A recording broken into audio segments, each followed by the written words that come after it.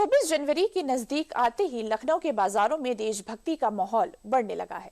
हजरतगंज और अन्य प्रमुख बाजारों में खादी के कपड़े और तिरंगे दुकानों की शोभा बढ़ा रहे हैं। ग्राहकों की भीड़ दिन पर दिन बढ़ती जा रही है और दुकानदारों का कहना है कि गणतंत्र दिवस के पास आते ही इन सामानों की मांग में लगातार वृद्धि हो रही है। खादी भंडार और आसपास की दुकानों पर तिरंगों के साथ साथ खादी के कपड़े भी प्रमुख रूप से बिक रहे हैं, जो देश प्रेम का प्रतीक बन गए हैं। ऐसे में राजधानी के बाजारों में आजादी के रंग साफ दिखाई दे रहे हैं। देखिए हमारी रिपोर्ट।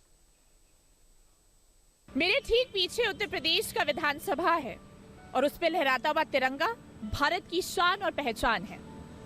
तिरंगे के हर रंग में देशभक्ति की भावना है और उसी भावना के साथ जुड़ा है खादी, जो अब सिर्फ एक कपड़ा नहीं बल्कि आत्मनिर्भर भारत की पहचान बनता जा रहा है। 26 जनवरी नजदीक है और ऐसे में लखनऊ के हर बड़ी दुकान में खादी के सामान की बिक्री बढ़ती जा रही है।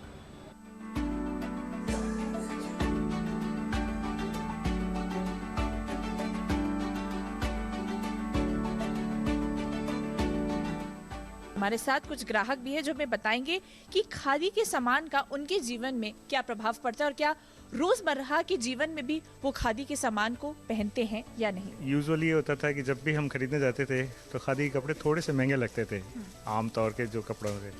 तो आज मुझे लगा कि हाँ, ये इजीली कंपेटेबल है दूसरे जो भी चीज़ें हैं, तो मुझे लगता है कि it should be a good option. मेरा झुकाव हमेशा से था क्योंकि मेरे फादर खादी ही पहनते थे और उसको देखते हुए मैं बड़ी हुई हूँ और अब इतना इम्प्रूव कर गया है कि बिल्कुल अपडेट है फैशन के लिए।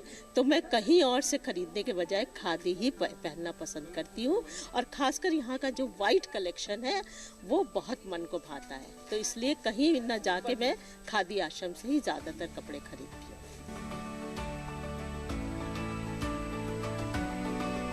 आमतौर पर झंडे लोग ले जाते हैं गणतंत्र दिवस पर फहराने के लिए, लेकिन इससे ज़्यादा सेल जो है 15 अगस्त को होती है, स्वतंत्रता दिवस के उसमें जो है, क्योंकि सरकार का एक स्लोगन है हर घर तिरंगा, जो है उसका ज़्यादा असर पड़ता है। इसमें 4 कलर हैं, चक्र के कलर हैं, ये सफ़ेद है, केसरिया है और ये ग्रीन है, लेकिन इसका मानक में इसका कलर नहीं किया जाता। ये पट्टी जो है बिना कलर की होती है, जैसे ये कपड़ा है ओरिजिनल रूप में उसी तरह से रहता है।